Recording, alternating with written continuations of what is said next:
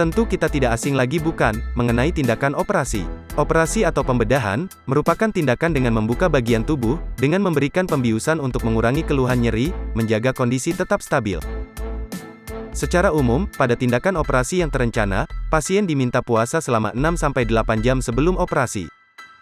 Sedangkan pada tindakan operasi gawat darurat, yang mengancam nyawa atau dapat mengakibatkan kecacatan, pengaturan puasa ini dapat diabaikan, dan dokter ahli anestesi akan merencanakan teknik pembiusan yang berbeda pada operasi yang terencana.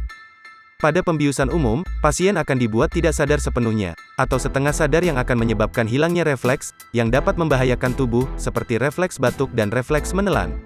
Oleh karena itu, kondisi yang dapat terjadi jika pasien tidak puasa sebelum operasi, kemudian dilakukan pembiusan umum, dan kemudian pasien mengalami muntah.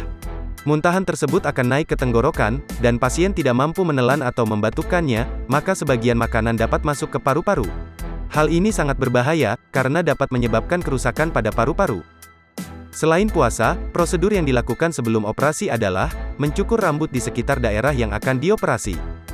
Tentunya tidak semua tindakan operasi memerlukan pencukuran, hanya pada operasi tertentu saja seperti operasi kepala, hernia, usus buntu, dan sebagainya.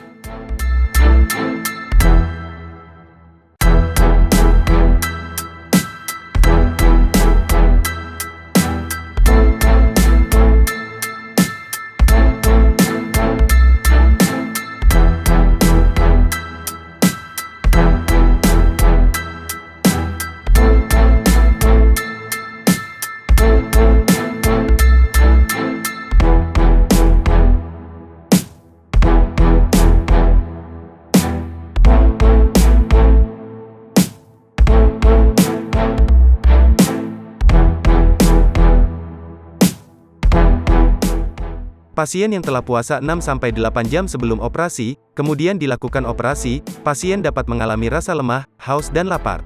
Perawat di ruangan tentunya, tidak berani sembarangan memberikan makan atau minum tanpa adanya instruksi dari dokter. Secara umum, pasien boleh makan dan minum ketika pasien sudah sadar baik, pasien dapat mengikuti perintah dengan baik, seperti dapat menelan, dapat batuk, dan dapat menarik nafas. Jika operasi tidak di daerah usus, sekitar 5-6 jam setelah operasi, pasien bisa diberikan air dahulu. Jika pasien dapat menelan dengan baik, dan tidak ada keluhan mual muntah, maka dapat dilanjutkan dengan makanan yang lebih padat secara bertahap. Jika operasi di daerah usus, terdapat kekhususan untuk pemberian makan. Pada kasus ini, dokter bedah dan dokter anestesi akan berdiskusi tentang rencana diet pada kasus ini, dan akan menyampaikan kepada keluarga tentang rencana diet atau makan pada pasien ini. Setelah menjalani operasi, pasien sering takut untuk bergerak atau mobilisasi.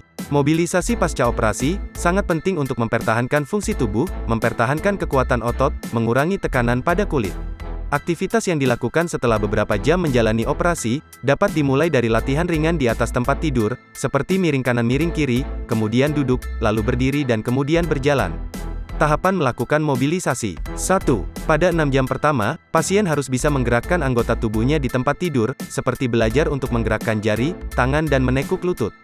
2. Kemudian setelah 6-12 jam, pasien diharuskan bisa miring kiri dan miring kanan. 3. Jika sudah 24 jam, pasien dianjurkan untuk dapat mulai belajar untuk duduk. 4. Setelah pasien dapat duduk, lalu dianjurkan untuk belajar berjalan.